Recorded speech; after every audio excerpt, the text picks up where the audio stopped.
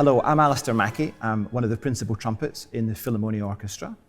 I'm sat here in the Meridian Hotel on a sunny Saturday morning, and the Philharmonia's got a very exciting weekend ahead. Tomorrow night we perform a phenomenally difficult trumpet concerto by Gruber called Ariel, and in the second half we've got Mahler's Fifth Symphony. Now, if you're going to do a phenomenally difficult trumpet concerto, really there's only one man for the job. That's Håkan Hardenberger, and I'm delighted that he's able to join us this morning to talk about this concert and to talk, I hope, about music, about trumpet playing, about all sorts of different things. We've promised not to talk about mouthpieces, but even that might be open to negotiation. So, Håkan, welcome to London, welcome back to the Philharmonia. Fantastic. Thank you very much. To have you with us again. Perhaps we could just start by talking about what must be in your mind at the moment. Your 85th performance, possibly, you think, of the Gruber? It's somewhere around there. It's proved to be a wonderful piece. You know, it is tremendously difficult, but it's also very, very poetic, and it's all these difficulties. You practice them gladly because they really have a purpose. When you commission a piece, it must be tempting for a composer to think, well, I've got Håkan Hardenberger playing this. I'm going to write the most difficult thing I've ever written. I mean, do you give composers parameters? Do you say to them, not higher than this, not longer than this, not? They often ask, you know, well, there's a funny story. In the very beginning of my career, I was playing at the proms, and there was a few different composers that were going to write a piece for me, and there was a reception after this prom, and they didn't want to ask this openly, but each one took me to the side at some point of this reception, and they said, oh, would you mind telling me what's the highest note? but I, Did you tell the truth? Sorry? Did you tell the truth? Yeah, kind of. Yeah, a little bit different to each one. No, I did tell the truth. But in general, I try not to give too many parameters or too many things, or say that I want it a certain way, because I mean that's part of the fun, is to see what is their idea of what the trumpet should be telling, and then it's up to me to kind of try to handle that. But in Gruber's case, I did give him almost the whole palette. Yeah. Something that interests me is you've commissioned a number of major concertos, major works, and then you have performed them many, many times. And what I'm curious about is how does your relationship with them change as you grow old with these pieces? I mean, they must come from being, you know, when you get the music through the post, there's this very new experience. Yes. And then gradually as you try to conquer the piece, and then as you play it again and again, you must find a lot more in it. I mean, could you tell me something about that living with these pieces? It's the true sign of a great piece of music, I think, is when it keeps offering new possibilities. There's always a new door. There's always, depending on where you play it, with whom you play it, it will change, and it will change with you as a person. And those are the truly good pieces. I mean, our one and only classic that we have, the Haydn Concerto, is like that. It grows with you, and same with these ones, and they also will prove, the really good ones will not feel dated in any way. I mean, I played Birtwhistle's Endless Parade, which was maybe the first very important piece for me, and written in '86, and I played it last summer at the proms, and it felt just as fresh. I really love that piece as well. Just as difficult? No, actually. Gruber is, I mean, it was then. It was definitely then. Yeah. For me, I thought, what is this? You know, and Birtwistle was one who he just wrote it, and I got it in the post, as you say, and I was bewildered, and then it was certainly the biggest challenge that I had occurred. But then, you know, time moves on, and Gruber is longer. It has there's a bigger orchestra that you have to fight. I heard a story, and I'm not sure if it's true, but I kind of want it to be true, is that when Harry Birtwistle was writing that piece for you, yes, he was working for the Royal Shakespeare Company, and there was a band in the pit. And every so often he would go to the trumpet player in the band with his next page, and he would say, "Is this playable?" And the trumpet player thought two things. He thought, first of all, it didn't look playable, but secondly, he was never going to have to play it. So he says, "Fine, yeah, that's okay, that's okay." I haven't heard this story. No, I'd like it to be true, but I don't know. Oh, that's nice. Could you say a little bit, because I mean we're very fortunate this year that you're coming back twice more in December. Yes. And in January we're having a bit of a trumpet festival. Yes. The Trumpet Shall Sound. Yeah. And you're coming back to play Zimmermann. Yes. Yeah. And then in January hopefully we've got. Could you say a little bit about what we've got coming up? Well, the Zimmermann, I'm also very happy that we're playing this. In general, the three pieces we will be playing are, some of the more prominent pieces in my repertoire, the pieces I play the most. And the Zimmermann, of course, was not written for me. It's written in '54, but has proved to be possibly the first modern masterpiece for the trumpet, and such a strong piece. Based on Nobody Knows the Trouble I See, absolutely an anti-racist statement. And he writes about how he deliberately tries to combine techniques in composition that should not be combinable. 12-tone technique, big band, jazz elements, the Negro spiritual, the choral prelude, all this put into 16 minutes of music. And in fact, he writes about the first performance back in '55 or something as being a failure, that this attempt of writing something uncombinable was in fact a failure. But I think as time moved on, it showed to be a great piece, absolutely great piece. And it stands there very well with big symphonies. Can be combined with huge symphonies because it has so much in those 16 minutes. So that's a piece I play very, very often. And then I think we're playing the Martinsson. Yes. So I'm bringing a Swedish piece that I've also played about 70 times, I think. So and the Zimmermann many more than that. So it's three pieces that really have been part of what I've been doing. I'm interested if we look at the greatest trumpet players of our age, you and Maurice Andre, yes, who began arranging Baroque oboe concertos, violin concertos. It was like the trumpet repertoire just wasn't big enough for his expression, for his voice. And then if you look at Wynton Marsalis, who was a wonderful classical player but seems to have gone into jazz. Yes. Whereas the path that you seem to have taken very much has been to try and commission and to expand. Yes. A repertoire. I mean, did you feel that the trumpet was limited? Did you feel there just wasn't enough to get your teeth into? I did feel that, and I Maurice Andre was vital to our, that there is trumpet as a solo instrument. He made it all possible, and it was very clear to me then that, arranging, transcribing, it was very much him and his charming and natural way of playing, and I saw a need for something else, I think, for myself. And also I wanted that there should be, really full-length, substantial concertos that could compete with big-time violin concertos or piano concertos. When people sit and make programs and conductors and they have the choice of all this wonderful music, I wanted there to be some music for trumpet that could come into this discussion. And also, on a personal level, I wanted a palette of colors or stories that went beyond being, D major and only, sunshine. And I was just looking for, I think, different. And also, of course, I always considered music to be a living art form. I think it was absolutely necessary that there was things that are happening now, and it happens all the time. It should be, it's nothing. All this old music is wonderful, and we should be playing it. And a lifetime is not enough to hear all the beautiful music that exist, but there still needs to be music made now.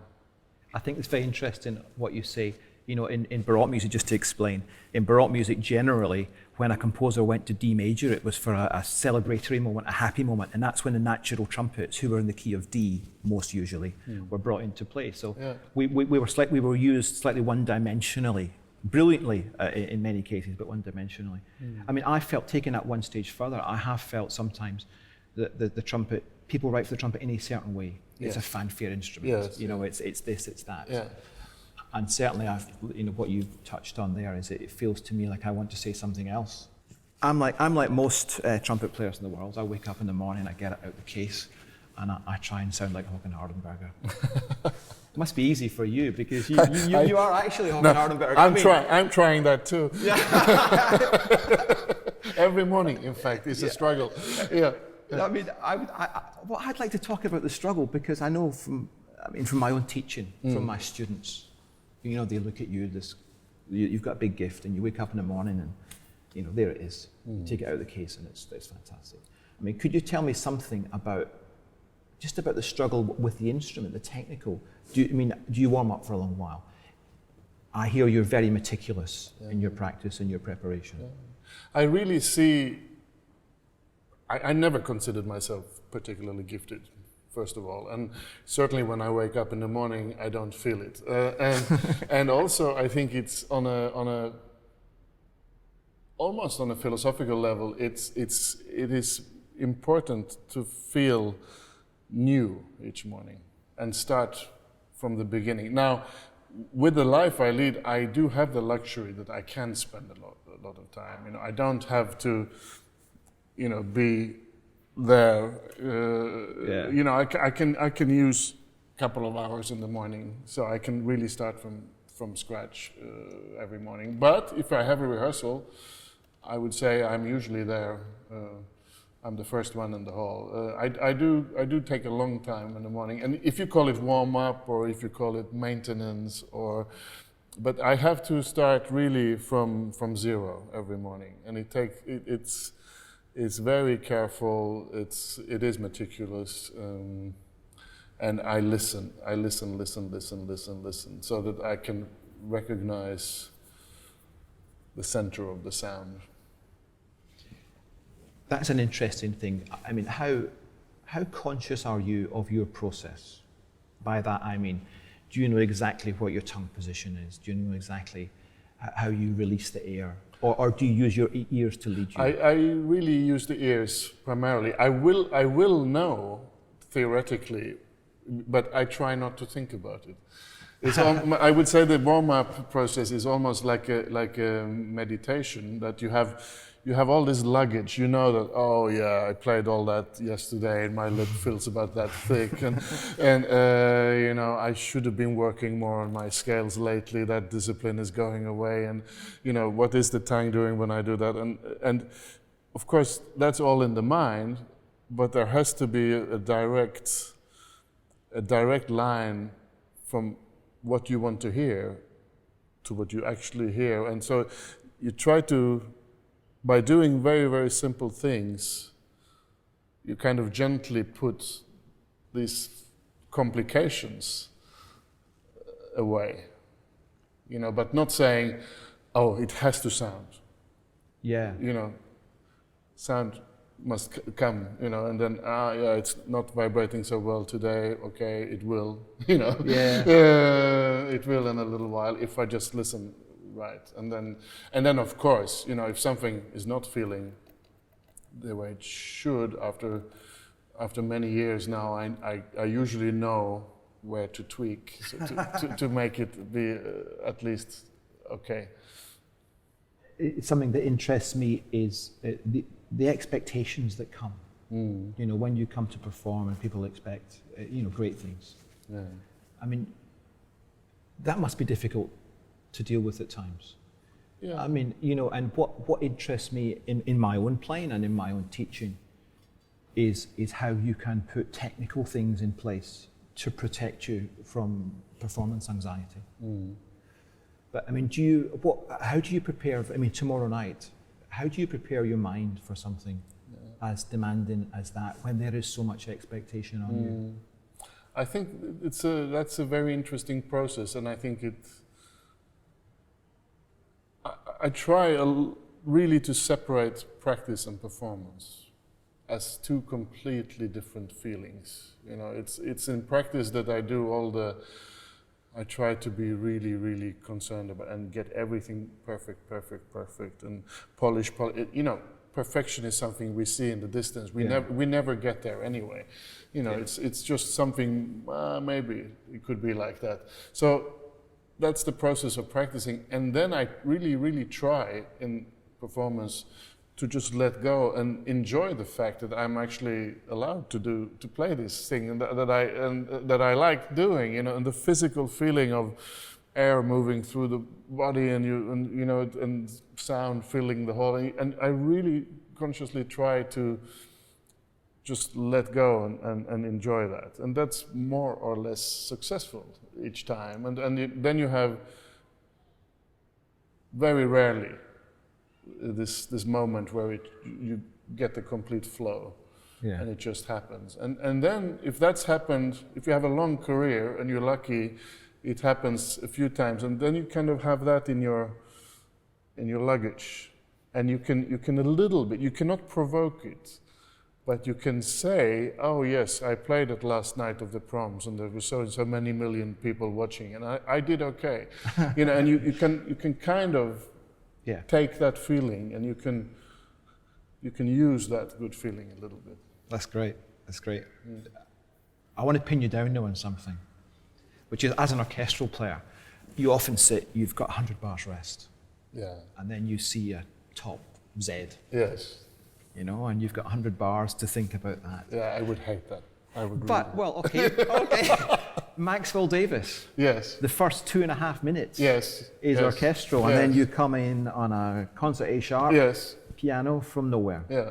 So, in the first 2.5 minutes, I mean, how do you focus on that first release, that first note? Well, first of all, I have a part of my daily routine are the franquin. Is a method, French method that I know also Maurice practiced a lot, which is attacking individual notes in different registers. So that's kind of trying to program the body into where that A sharp sits. Right. And then it's a matter of, in those minutes, not building up tension so that suddenly that note sits in a different place. You know, it's so again, it's in those 2 minutes not to become too self-conscious and feel, oh, here I'm standing here and they're all looking at me, and oh, poor me, and but it's actually a very beautiful build-up, this Maxwell Davis beginning, and it starts very dark and it's ascends, and then it's again it's really trying to be that sound and not well, it's paradox again, because if you're not feeling that you are the strongest, then also you can't do it. So you have to have a good self-confidence and not think about yourself. Yeah. No, I mean, as I grow older as a player, what makes a difference is control of your mind. Yes. You know, more than anything technical, and I'm fascinated by how you approach these things. It's that note, the isolated note, is kind of like why it's more difficult to do a penalty shot in football than if the same distance in play is easier, because you don't have time to. No, you're in motion. Yes. You're in the middle of it. Yes, but you play golf. Yes. Isn't a drive in golf a bit like that top A sharp? Absolutely. And I'm sad to say I have no ability in transforming my capacities in trumpet playing into my golf. You know, I took up golf in my early 20s because I thought it would be a relaxation from trumpet playing. But actually the mindset for an orchestral player, you play your shot and then you wait another 5 minutes and then you play your shot and it's over like that. It was far too similar to playing the trumpet for me. It wasn't a relaxation. No. But Can I ask about your teachers? Yes, yeah. Because again, I'm very interested on how you developed as a player and how what you can attribute, if it's possible, to attribute things to different teachers. So, I mean, you mentioned before we started running the cameras, we mentioned Tom Stevens. Yeah. And he was obviously a big influence. Yeah, he was the last of my three madmen, as I call them. But that's really in the best sense. I mean, they were really very, very intense teachers. Bo Nilsson, my Swedish teacher, with whom I studied for I think 9 years or something like that, and he gave me a very solid foundation. You know, breathing was very natural. He managed to somehow draw my personal sound out of me. You know, not making it a conform sound. And you know, basic techniques, insisting on, you know, Clark, the things that it's better if you do them when you're 10 or 12 than when you do them later in life, because it's easier. So I had this foundation from Bo that was very, very solid, which meant that when I came to Paris, I could take the beatings of Pierre Thibault well, you know, and he mustn't be misunderstood. He had the biggest heart, but it was tough, you know, and he I guess he saw possibilities, so he went for it, and it was kind of, I learned from him that the limits, you set them yourself somehow, and that's also where it changed from, you know, before I got to Paris, I thought, well, it's probably what you do with the trumpet is orchestra, and I had planned to go to Chicago and study with Herseth a bit and all that. And then I came to Paris, and things changed a bit in what I thought that I could do. And that was also the times when I did the competitions, and I realized that people was listening to what I did and so on. And then I always knew that there was something missing. And I knew I couldn't identify what it was, and I knew that Tom Stevens had this particular aspect in his playing, which was the control side of things. I think I had the sound, my sound. I had the breathing. I had some basic techniques, and I had the wildness, but I couldn't quite control these things, you know. And in fact, all it was that he taught me really how to read music. You know, it was all in how you read the text. From there came the control, and that was very interesting. Right. In your own teaching now, in your own you know, master classes, what's the thing you talk about most? I mean, do you talk about airflow? Do you talk more music than anything? I mean, what do you feel is the most important thing for a developing player? I think definitely the music side. I think it very often goes hand in hand, actually, because if you can find the points in the music where am I going? Where is this phrase going? That will also give you the bounce technically that you need. I talk a lot about centering and listening also ahead of time, you know, real listening, as I call it, because most people, or many people, don't listen at all to what they do. And then you tell them to listen, and they listen slightly after, you know, in a kind of critical way, and say, well, that was good, that wasn't so good. Real listening is, of course, when you decide that this pitch is here, and this phrase goes there, and this slur is like this, and this color, and you've heard that, and then therefore you go that way. I'd like to ask a question, and they might want to cut it out. It might be going too far down the trumpet geek road. But my father was a physics teacher, and he always used to make us analyse things. Yes. At dinner, if the soup made a noise, he would say, "Why is the soup making a noise when you put the bread in it?" You know, so maybe my brain has been affected by that. Yeah. But you talk about centering the notes. Yes. Now, something I've discussed with my colleagues, and I'm surprised, a lot of colleagues depend a lot on the tongue shape. You know, if your vowel is an A or an E or an A. Yes. Other very fine players seem to think it's irrelevant. I mean, you talk about your ear leading you, centering the notes, but technically, do you feel your tongue shape is important to that process? I have to start by do you know these cartoons, Peanuts? Yeah. Charlie Brown. Charlie Brown, yeah. And I don't know what's the name of the little guy, the one with the blanket. I know the name in the Swedish cartoon, but anyway, he's standing there. He's very happy. In the first frame, he's very, very happy. And then this girl, who's often not so nice to him, she comes and she says, "Have you ever thought about how big the tongue feels in your mouth?" And then in the last frame, he's not happy at all. He got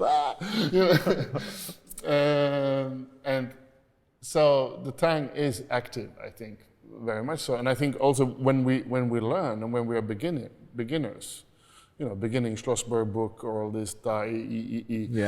That's how we learn how to change notes. And then I think the stronger we get, the less we need it, and then we can use it more to shape color than actually to change sound. So if you're really strong, you can play a high note with a very round vowel, and it will give you a very different sound in that upper register. It's interesting. I have a little theory that well, it's partly to do with language. Is we often learn from the Arbon. Yes.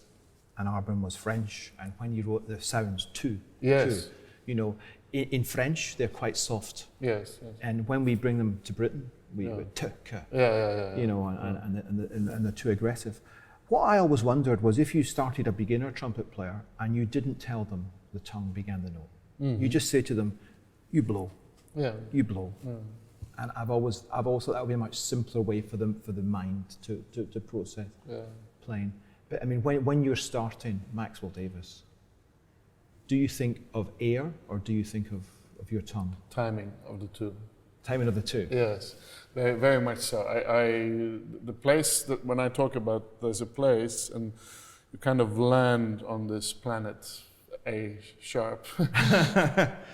Boom, you know, and that has to be time. That landing is time. So there is an articulation of the letter ta, but if it's well timed with the air, it should not be.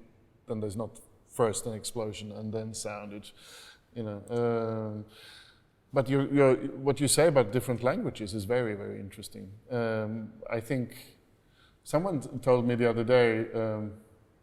Swedish and Hungarian has one sound in common, which is ah. Okay. Sort of, and which he thought it was Jeroen who was saying that that might be why there are good brass players in those two countries, because the ah creates a very open cavity. So if you took out your Arbon and you were in Stockholm, how would you say tis and kiz? Yeah, taka, okay. Taka. So the throat seems more. So the consonant is immediately followed by quite a round vowel. Yes. Yeah. It's interesting. It is interesting. It's interesting, but I mean, yeah. I don't know how interesting. No.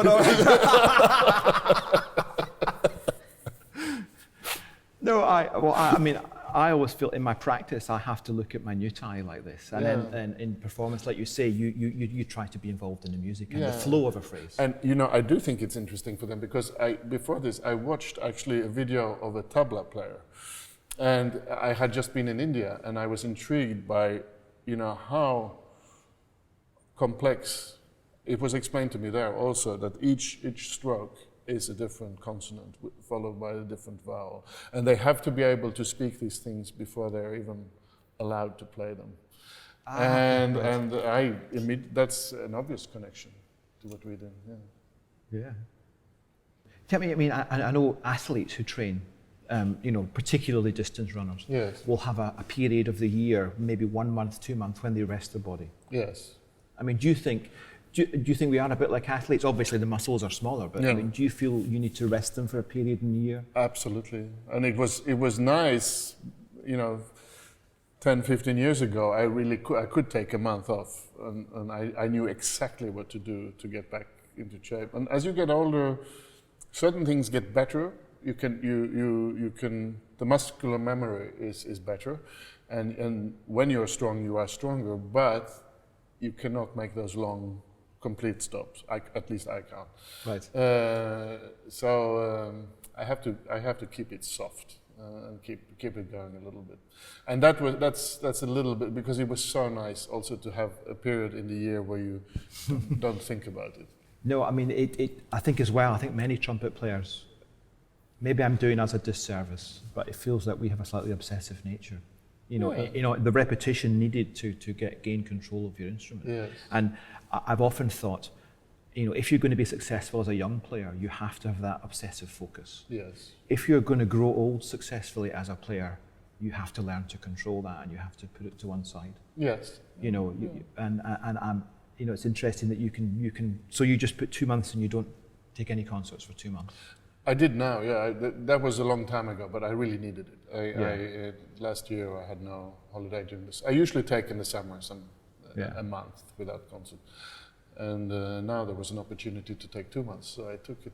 And it's I always try to work kind of in three, you know, to have. But that was always a theory. But I always through the career try to do that. So completely free.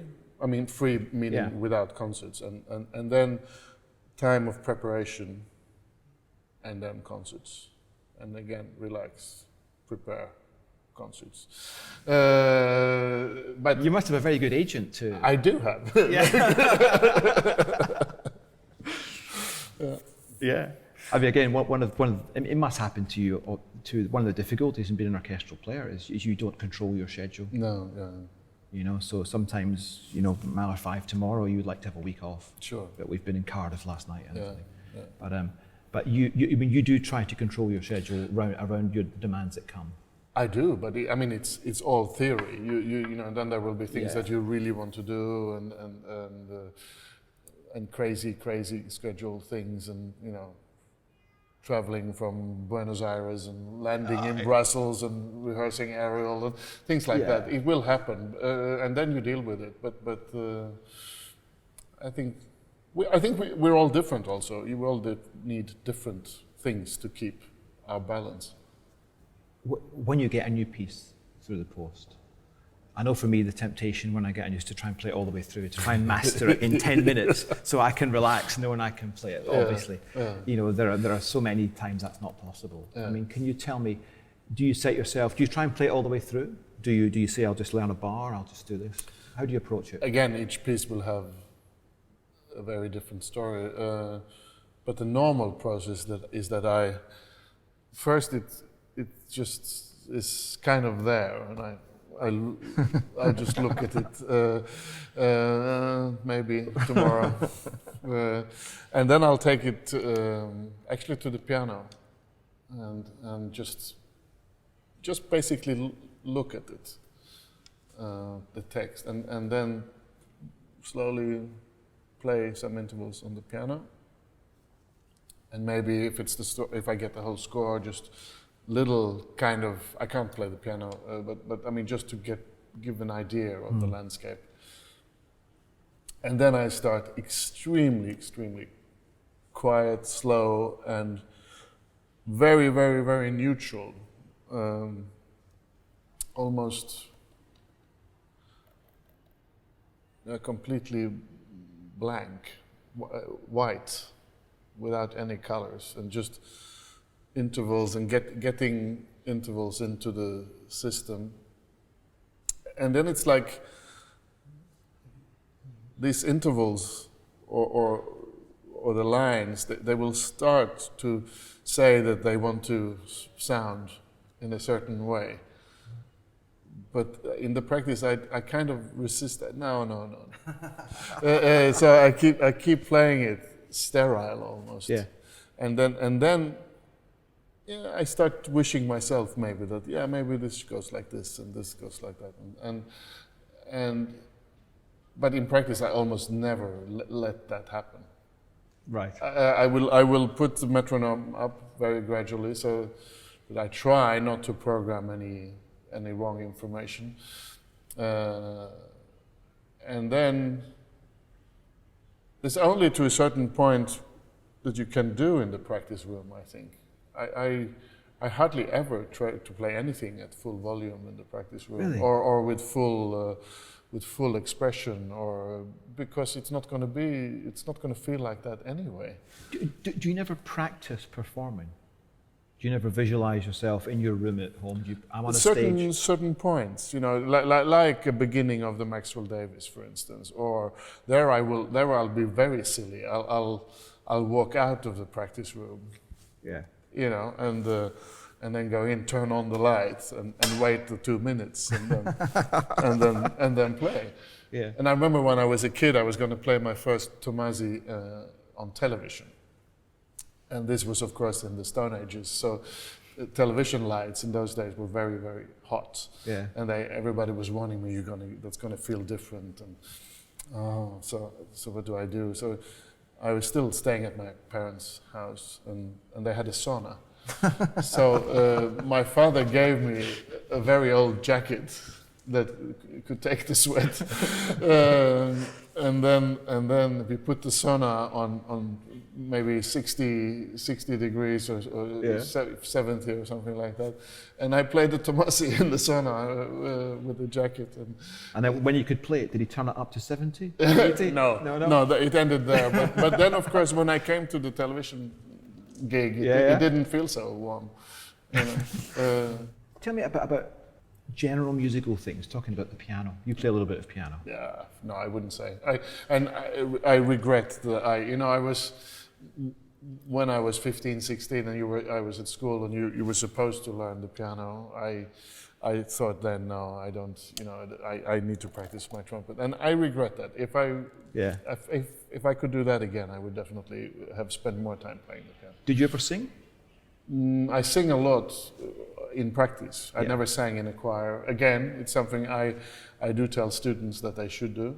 Yeah. I do make all my students sing a lot in teaching because I find that the body very often finds the solutions. You know, what is the energy level that you need to do for this phrase, and if they sing it, they find it.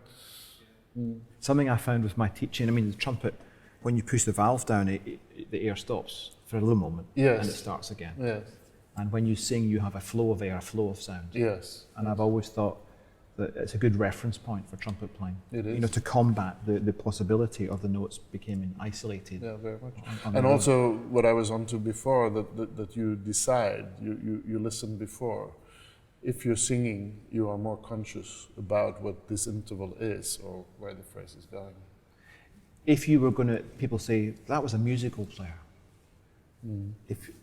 What defines that for a trumpet player? What specifically defines? Is it line? Is it direction of line? It's when geeky people like you and I forget that he's playing the trumpet. Or she. Yeah. I think it's the greatest thing you can say about Miles Davis, for instance. You forget that he plays the trumpet. So that's the ultimate ambition, is that people don't realize you're a trumpet player. You're a musician. In a way, yeah. So it's been fantastic to sit and talk in this beautiful room, but each of us now has to go off and do what we do. We're going to a rehearsal down at Henry Wood Hall to try and prepare ourselves for what is a tremendously exciting concert tomorrow. And can I just thank you on behalf of us all, the Philharmonia, for coming, for talking to us, and you just for being such a wonderful trumpet player. Thank you so much. Thank you.